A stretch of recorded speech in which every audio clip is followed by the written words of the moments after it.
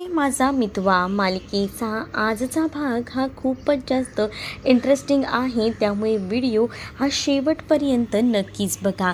सगळ्यात आधी आपण पाहतो की अर्णवने आता सरप्राईज द्यायचं प्लॅनिंग केलेलं असतं, खास करून आता ईश्वरीसाठी. आणि त्याने आता खूपच छान अशी सजावट केलेली असते आणि रूममध्येच हे सगळं डेकोरेट केलेलं बघून ना खूपच छान असं इथे असणाऱ्या ईश्वरीला वाटत असतं. ईश्वरीने एवढा कधीच विचार केला नव्हता की एवढ्या सगळ्या गोष्टी चांगल्या तिच्या आयुष्यात घडतील, पण आज जे काही अर्णवने तिच्यासाठी केलेलं होतं ना, ते खूपच एकदम भारी असं होतं. आणि हे बघूनच ना मोठा आनंदाचा धक्का ईश्वरीसाठी असतो आणि ईश्वरी तर या सगळ्या गोष्टी पाहतच राहते. त्यानंतर ती आता अर्णवला हे सुद्धा विचारते की हे सगळं काही कोणी केलं. अर्णव म्हणतो की आता त्या सगळ्या गोष्टी नको विचारत बसू, घे तुझ्यासाठी हे छान असं सॉफ्ट ड्रिंक. आणि असं बोलून तो तिच्या हातामध्ये तो ड्रिंकचा ग्लास देतो. त्यावर आता ईश्वरीसुद्धा ते ज्यूस पिते आणि जेव्हा ती ज्यूस पिते ना, तेव्हा तिला हे सगळं काही खूपच आवडत असतं, कारण अर्णवने आज तिच्यासाठी एक जबरदस्त असं छान प्लॅनिंग केलेलं होतं. आणि ते प्लॅनिंग बघूनच ना आता ईश्वरी खूपच जास्त खुश असते. रूम सुंदर अशी डेकोर केलेली असते आणि ती रूम डेकोरेट केल्यानंतर इथे मात्र आता जी काही सजावट असते ना, ती अप्रतिम अशी असते. आणि त्या सजावटीमुळेच ना ईश्वरी अर्णवच्या प्रेमात पडून गेलेली असते. म्हणजेच आता असंच वाटत असतं की ह्या सगळ्या ज्या काही गोष्टी आहेत त्या मस्तच घडून आलेल्या आहेत. आणि जेव्हा या सगळ्या गोष्टी अशा घडून आलेल्या आहेत ना, त्यामुळे आता ईश्वरी खूप जास्त खुश असते. आणि ईश्वरी आता अर्णवला म्हणते की अर्णव सर, तुम्ही दिलेलं हे सरप्राईज खूपच जबरदस्त असं आहे. मला तर हे असं वाटलंही नव्हतं एवढं छान होईल असं. त्याच वेळेला बॅकग्राऊंडला सुंदर असा तो ही रे माझा मितवाचं टायटल सॉन्ग लागतं आणि दोघंही जण अगदीच बेधुंद होऊन आता नाचत असतात.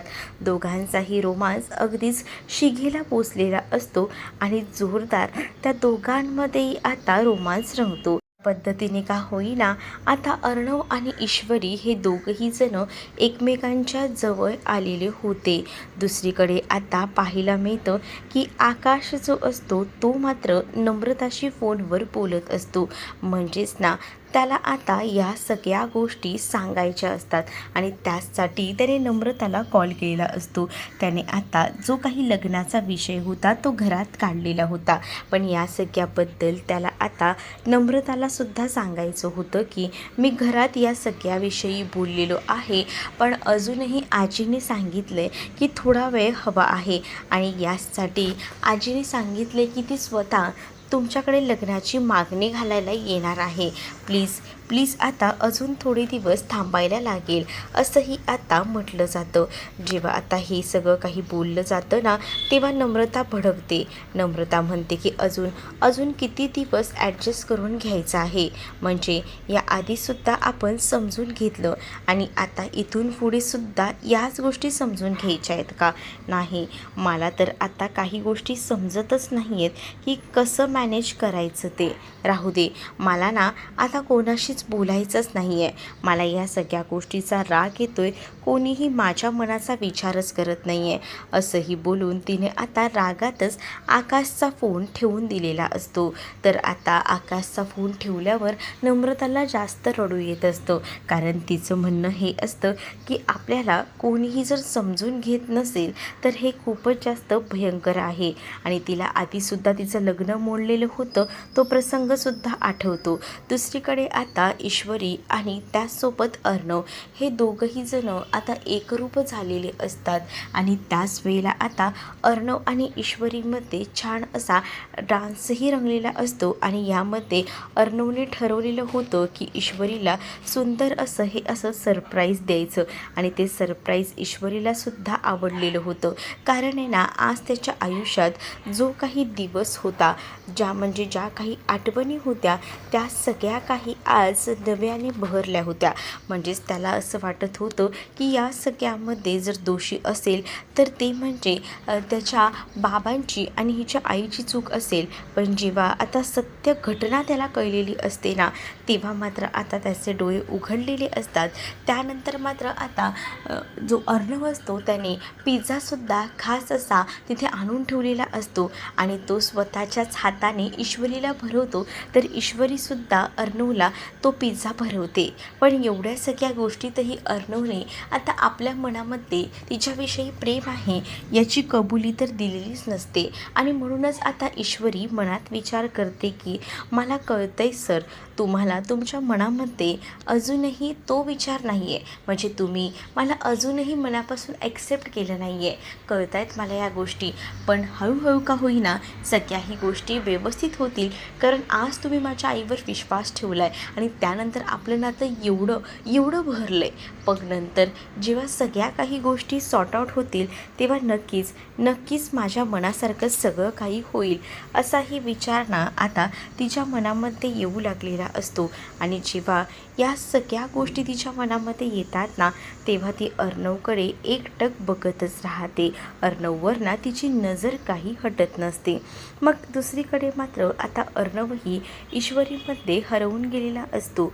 तोही आता ईश्वरीसोबत बोलायचं ठरवतो. दोघंही जण बोलायला आता बाहेर लॉनमध्ये आलेले असतात. त्याच वेळेला ईश्वरीला अर्णव म्हणत असतो की खऱ्या अर्थाने ना आज मला तू योग्य बाजू पटवून दाखवलीस. त्यामुळेच तर मला कळलं की या सगळ्याच्या मागे नक्कीच ना आपल्या परिवारामध्ये म्हणजेच परिवाराच्या जीवावर उठलेला कोणीतरी मोठा दुश्मन आहे आणि त्यानेच हे सगळं कृत्य केले. पण हे खूपच भयानक असं आहे आणि या सगळ्या गोष्टी तू ज्या पद्धतीने माझ्या समोर आणल्यास ना ते एक नंबर होतं. म्हणजे मी स्वतः विचार कधी केला नव्हता की ह्या गोष्टी अशा पद्धतीने माझ्या समोर येतील असं. पण आज मला बरं वाटलं की या सगळ्या गोष्टी मला तू सांगितल्यास म्हणून असंही आता म्हटलं जात असतं. तर ह्या दोघंही जण जेव्हा आता बोलले जातात ना, तेव्हा मात्र आता वल्लरी त्या दोघांचंही बोलणं ऐकत असते. वल्लरीला आता कळत असतं की ह्या दोघांचं काहीतरी बोलणं चालू आहे. मात्र आता ईश्वरी अर्णवला सांगत असते की आपल्याला या खऱ्या दुश्मनापर्यंत पोचायचं आहे आणि यासाठी हा प्रवास खूप जास्त खडतर असणार आहे. हे कोणीतरी मुद्दामून केलं आहे, पण या सगळ्याच्या मागे आपण कोण आहे ते दोघंही मिळून शोधून काढू असंही त्यांचं ठरत असतं. इकडे आता वल्लरी विचार करते की या ईश्वरीला जरा जास्तच गोष्टी कळायला लागल्या आहेत. म्हणजे याआधी तर ईश्वरी या सगळ्याच्या शोधात होतीच, त्यातच आता तिला तो रमाकांत तो सुद्धा सापडलेला आहे. आता रमाकांतही सापडला आहे म्हटल्यावर आता काही होऊ शकतं. मग आता काय करायचं हा विचारसुद्धा आता मात्र डोक्यामध्ये फिरत असतो आणि त्यामुळेच ना आता वल्लरी विचार करत असते. वल्लरी आता ठरवते की नाही, आता असं बेसावध होऊन चालणार नाही, काहीतरी तोडगा तर काढावं लागेल. दुसरीकडे रूममध्ये नमू खूप जास्त रडत असते आणि नमू एवढं रडत असते ना तेव्हाच ना आता तिथे सुप्रिया आलेली असते आणि सुप्रिया तिला विचारते की काय झालं आहे नेमकं, एवढा का स्वतःला त्रास करून घेतेस, सांगशील का? आणि त्याच वेळेला ती आता घडलेला प्रकार सांगते. म्हणजेच मी आता फोनवर बोलत होते, खरं तर मी आकाशला विचारलं की तुमच्या घरातल्यांनी काय म्हटलं आहे आपल्या लग्नाबद्दल. त्यांनी स्पष्ट मला सांगितलं आहे की अजूनही घरात कोणीही लग्नाचा विषय काढत नाही आहे. मग यावरून तर सरळ आणि स्पष्ट समजतंय ना, म्हणजे या लोकांना आमच्या लग्नाविषयी काहीच वाटत नाही आहे. मी विचार करते की एकदा का आमचं लग्न झालं की आमचा संसार सुखाचा सुरळीत सुरू होईल, पण आमच्या लग्नामध्ये एवढी व्यत्यय येतील ना असं कधीही वाटलं नव्हतं असं देखील नम्रता आता बोलत असते. नम्रता जेव्हा या सगळ्या गोष्टी बोलते ना तेव्हा मात्र आता सुप्रियाला धक्का बसतो. कारण नम्रताने आता तिच्या पहिल्या लग्नाबद्दल सुद्धा म्हटलेलं असतं. म्हणजेच तिचं लग्न पहिलं जे होतं ते अगदीच लग्न मंडपामध्ये मोडलेलं होतं. मग तिला या लग्नामधून काहीतरी अपेक्षा होती. आता तिचा साखरपुडा झालेला आहे पण अजूनही लग्नाचं काही पुढे सरकत नाही आहे. त्यामुळे ती थोडी डिस्टर्ब असते आणि त्यामुळेच या सगळ्या गोष्टी ती आता बोलत असते. दुसरीकडे मात्र आता पाहायला मिळत असतं की शुभूला सुद्धा आता नमूचं बोलणं पटत असतं. शुभूही आता सुप्रियाला म्हणतो की अगं तिला तर तसं वाटणारच ना, बघतेस का तू, त्यांची सगाई होऊन किती दिवस झालाय, पण तरीसुद्धा कोणीही पुढे काही बोलतच नाही आहे लग्नाबद्दल, तर ती आता अशी पॅनिक तर होणारच ना. त्यावर सुप्रिया म्हणते या सगळ्यात मी तरी काय करू, आपली आली मुलीकडची बाजू. त्यावर शुभू समजवतो आणि म्हणतो की अगं मुलीकडची बाजू आली, तू काय बोलतेस, आता कोणता जमाना चाललाय, असं कमीपणा कधीच नाही घ्यायचा, उलट आहे ना तू बोलावंस असं मला वाटतं. त्यावर मात्र आता सुप्रिया शुभूला म्हणते की ठीक आहे, तू म्हणतोयस ना, मग मी ना त्या सगळ्यांशी बोलून बघते, मग तर झालं, पहिल्यांदा आकाशशी बोलते आणि मग पुढे आपण काय तो निर्णय घेऊया, असंही आता सुप्रिया नम्रताला सांगून तिला धीर देत असते, तिला आधार देत असते आणि आता रडूबाई रडायचं नाही असं देखील सांगते. तर शुभू म्हणतो की हो, आता आम्हाला नाक्यावर एक कुल्फीवाला आहे ना, त्याकडे कुल्फी खायला जायचं आहे. तर त्यावर नम्रता म्हणते की नाही माझा मूड नाही आहे, पण शुभू आता तिचं ऐकत नाही. तिचा मूड ठीक करण्यासाठी तो तिचा हात धरून तिला घेऊन जातो. दुसरीकडे मात्र आता वल्लरी जी आहे ती आता उभी असते. बारशाची सगळी तयारी झालेली असते आणि जेव्हा बारशाची एवढी तयारी होते ना, तेव्हा मात्र आता इकडे सुप्रियासुद्धा आलेली असते. खरं तर वल्लरी बाहेर पडत असते. वल्लरी जेव्हा बाहेर पडत असते ना, तेव्हा सुप्रिया नेमकी अचूक वेळेवर तिथे आलेली असते आणि जेव्हा सुप्रिया तिथे येते तेव्हा मात्र ती आता बघतच राहते, कारण तिला जो काही प्रसंग ह्या आधी झाला होता ते सगळं काही आठवू लागतं आणि जेव्हा तिला ह्या सगळ्या गोष्टी आठवतात तेव्हा मात्र आता खूप मोठा धक्काच तिला बसलेला असतो आणि तेव्हा आता वल्लरी पळ काढायचा प्रयत्न करणार ते सुप्रियाने आता तिला रोखलेलं असतं आणि सुप्रिया ही जोरातच आता तिच्या कानाखाली वाजवून देते. सुप्रिया जशी आता तिच्या कानाखाली वाजवते ना, तसं मात्र आता सगळ्यांनाच धक्का बसतो की वल्लरीला सुप्रियाने मारलं तरी का असेल. वल्लरी आता शांत असते. तर सुप्रिया म्हणते की खरं तर ना, या बाईने तुमच्या घराची पूर्णतः नासाडी केली आहे, तुमच्याच घराची काय, माझ्या आयुष्याची सुद्धा रांगोळी केली आहे. हे बोलल्यानंतर आजीला तर धक्काच बसतो. त्याच वेळेला आता इकडे असणारी ईश्वरी ही सुद्धा अर्णवला सांगत असते की अर्णव सर, इतके दिवस तुम्हाला वाटत होतं बघा आपल्या घरावर कोणाची तरी लक्ष आहे, कोणाची नजर आहे आणि आपल्यावर नजर ठेवून आपल्याशी दुश्मनी पाळणारी दुसरी तिसरी कोणी नाही, तर ही वल्लरी मामीच आहे. या मामीनेच हे सगळं काही घडवून आणले आणि तुमचे बाबा आणि तुमची आई जर तुमच्यापासून लांब असेल आणि त्यांच्यात दुरावा आलाय, तर ह्याला सर्वस्वी जबाबदार ही वल्लरी मामी आहे, हे सुद्धा आता ईश्वरीने सांगितलेलं असतं. आणि ईश्वरी जेव्हा या सगळ्या गोष्टी सांगते ना, तेव्हा मात्र सगळ्यांनाच खूप मोठा धक्का बसतो आणि तेव्हा आता सगळीजण वल्लरीकडे पाहत राहतात. वल्लरी बोलण्याचा समजवायचा प्रयत्न अर्णवला करत असते, पण आता अर्णवला सुद्धा वल्लरीकडनं काही एक ऐकून घ्यायचं नसतं, कारण खऱ्याचा खुलासा आता नेमका झालेला असतो आणि सुप्रियाने आता थोबाडही फोडलेलं असतं. तरीसुद्धा वल्लरी बोलू पाहत असते. अर्णव बोलतो की मामी आता बस झालं, एवढे दिवस तुझ्यावर विश्वास ठेवला, मला वाटलं नव्हतं की एवढ्या सगळ्या काही गोष्टी इथपर्यंत येऊन पोचतील, पण हे जे काही झालेलं आहे ना, ते खूपच अति आहे आणि आता मला वाटत नाही आहे की तू या घरात थांबायला हवीस, असं देखील अर्णव आता मामीकडे बघून बोलत असतो. आता वल्लरी त्याला रिक्वेस्ट करत असते आणि माझ्याकडनं चूक झाली अर्णव, प्लीज मला माफ कर, असंही आता म्हटलं जात असतं. पण अर्णव काही केल्या ऐकायला तयार नसतो. अर्णवने सरळ सांगितलेलं असतं की नाही म्हटलंय ना, तर आता ईश्वरी आणि सुप्रिया वल्लरीला हाताला धरून घराबाहेर काढत असतात. तर वल्लरीचं पडलेलं हे स्वप्न असतं आणि वल्लरी दचकून उठते, नका नका नका मला बाहेर काढू, असंही ती आता म्हणत असते. तेव्हाच ना आता मामांना सुद्धा जाग येते आणि मामा इथे असणाऱ्या वल्लरीला विचारतात की काय ग, झोपेतही तुझी भांडणच चालू होती का, जरा झोपेत तरी शांत झोपत जा गं, असंही आता मामा इकडे असतानाच वल्लरीवर बघून हसत असतो. त्यानंतर आता मामांना ती म्हणत असते की गपचूप झोपा ना, कशाला रात्रीचं डोकं फिरवताय? आता मात्र वल्लरीच्या डोक्यात नाही नाही ते शिजत असतं. म्हणजेच तिला ना आता असंच वाटत असतं की काय करावं. ती आता मोठ्या द्विधा मनस्थितीत अडकलेली असते. कारण ईश्वरी जर रमाकांतपर्यंत पोचली तर आपल्या सगळ्या प्लॅनिंगचं होत्याचं नव्हतं होईल आणि या सगळ्या गोष्टी तिला तशा घडू द्यायच्या नव्हत्या आणि यासाठी तिचा आता जीव नुसता वर खाली होत होता.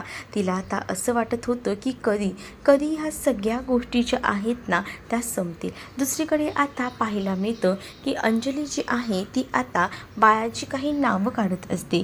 तिलासुद्धा हेच वाटत असतं की बाळाचं नाव एकदा ठेवलं गेलं की बरं पडेल ना आणि म्हणूनच ती आता काही बाळाची नावं सजेस्ट करत असते आणि त्याच वेळेला ती विचारते सुद्धा इकडे असणाऱ्या राकेशला, अहो तुम्ही एखादं नाव सुचवा ना मला, म्हणजे आपल्या दोघांमधलं, म्हणजे मला असं वाटतं की आपल्या दोघांचंही जे नाव आहे ना म्हणजे अंजली आणि राकेश या दोघांच्याही नावामध्ये असं काही जुळणारं नाव असेल तुमच्या डोक्यात तर मला तेही सुचवा. त्यावर आता तो म्हणत असतो की अंजली मॅडम तुम्हाला तर चांगलंच माहिती आहे की सध्या माझ्या डोक्यामध्ये काय काय सुरू आहे ते तुम्ही ओळखूनच आहात ना, थोडं समजून घ्या. मला काहीच आठवत नाही आहे स्वतःचं नावसुद्धा, तर मी तरी तुम्हाला कशा काही सगळ्या गोष्टी सांगणार आहे असंही आता तो म्हणत असतो. जेव्हा आता हे सगळं काही तो बोलतो ना तेव्हा अंजली तर आता एकदमच टेन्शनमध्ये आलेली असते. अंजली म्हणते की आज यांची जी अवस्था आहे त्याचा खरा मारेकरी, खरा आरोपी कोण आहे ना याचा अजूनही शोध लागलेला नाही.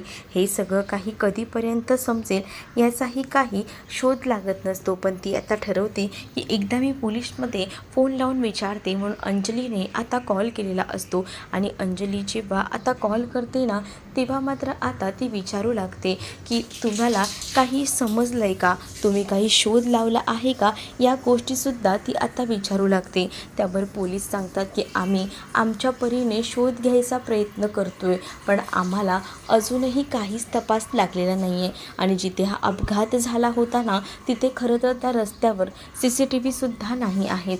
यासुद्धा गोष्टी आता सांगितल्या जातात आणि जेव्हा हे सगळं काही पोलीस सांगतात ना तेव्हा अंजली म्हणत असते की आता सध्या तरी सगळ्याच ठिकाणी CCTV कॅमेरा असतात ना, मग इकडे कसा काय नाही. पोलीस म्हणतात की आम्हालाही कळत नाही या सगळ्या गोष्टी पण मी या सगळ्या गोष्टींचा शोध घ्यायचा प्रयत्न करतोय. एकदा का ट्रक नंबर सापडला ना की सगळ्या गोष्टी समजतील असंही आता अंजलीला समजून जातं आणि अंजली त्या परीनेच आता विचार करत असते. त्यानंतर तिला राकेशचं खूपच जास्त वाईट वाटत असतं.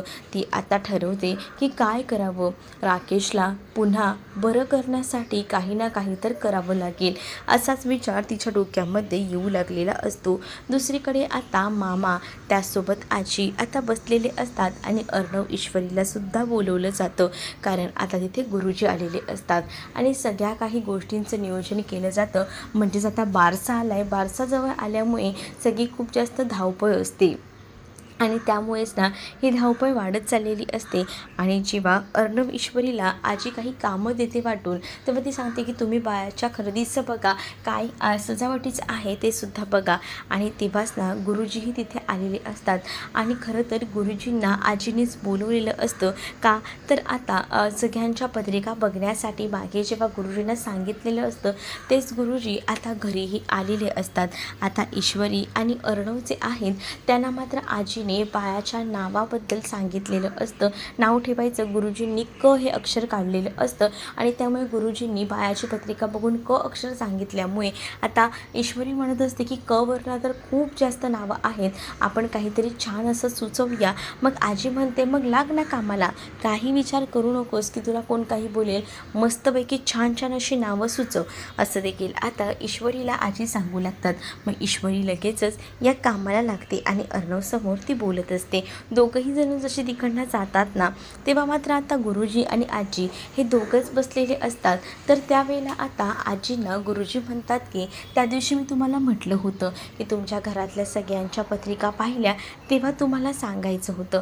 बघा अर्णव आणि ईश्वरी या दोघांच्याही पुढच्या आयुष्यात काही भयानक असं घडणार आहे आणि त्यामुळे मला असं वाटतं ना की तुम्ही जे आहे ते त्यांना या सगळ्या प्रसंगात साथ द्या, कारण का त्यांची ना पुढे खूप जास्त कठीण स्थिती येणार आहे. त्यांचा संसार हा एका वेगळ्या वळणावर जाणार आहे हे देखील आता सांगितलं जातं. आणि जेव्हा गुरुजी या सगळ्या गोष्टी बोलतात ना, तेव्हा मात्र आता आजीला धक्का बसतो. दुसरीकडे शुभू नवीन कामासाठी जायला निघालेला असतो.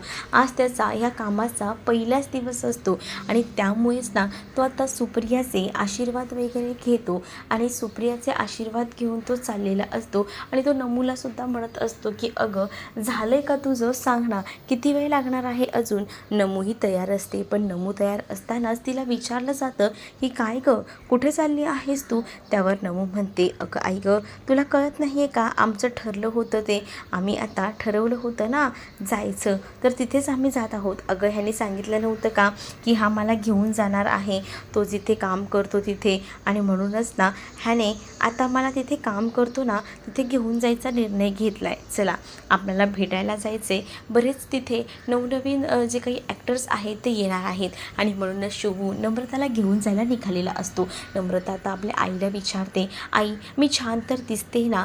तर आता हो, खूपच सुंदर दिसतेस बघ तू, असंही आता सांगितलं जातं. म्हणतो चल, ऑलरेडी उशीर झालाय, अजून उशीर व्हायला नको. आणि असं बोलून आता ते दोघंही जण तिकडनं जायला निघतात. आता नम्रता तर खूपच उत्सुक असते की कधी एकदा ना तिला आता सगळ्या मोठमोठ्या ॲक्टर्सना भेटता येतं यासाठी.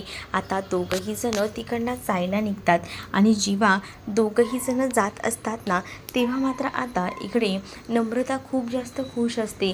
तिला आता त्या सगळ्या गोष्टींचा विसर पडलेला असतो की आकाशसोबत तिचं काही आहे का. आता आकाश आणि तिचं रात्रीचं भांडणसुद्धा या शुभूच्या या सगळ्यामध्ये ती विसरून गेलेली असते. आणि शुभू आणि ती दोघंही जण आता बाहेर पडतात. तर जाताना सुप्रिया म्हणत असते की लवकर या हा दोघंही जण.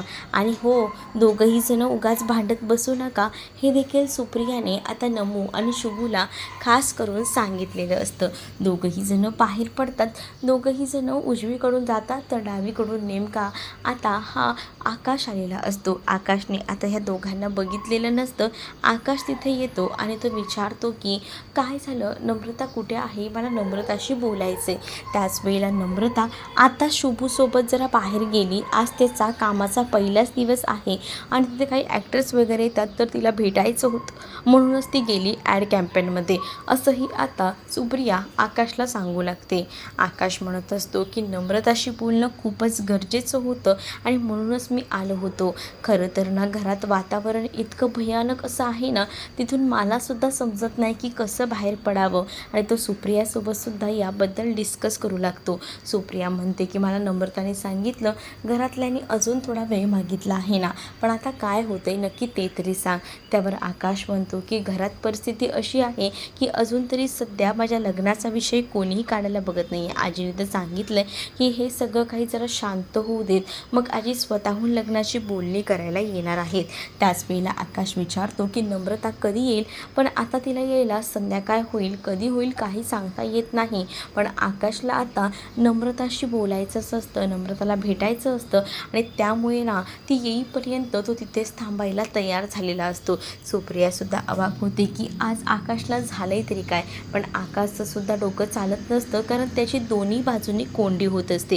कारण घरात तो त्याच्या बाजूने स्टँड घेऊन बोलत असतो, पण इकडे मात्र नम्रता नाराज असते. नम्रताची नाराजगीसुद्धा त्याला दूर करायची असते आणि यासाठी तो आता तिथे थांबणार असतो. आणि जेव्हा तो तिथे थांबत असतो ना तेव्हा सुप्रिया मात्र म्हणते की ठीक आहे तू बस, तोपर्यंत येईलच नम्रता, बघू कधीपर्यंत येते ते, असंही आता सुप्रिया ही सांगू लागते. सुप्रिया जेव्हा आकाशला या सगळ्या गोष्टी सांगते तेव्हा आकाश विचार करत तिथेच बसलेला असतो.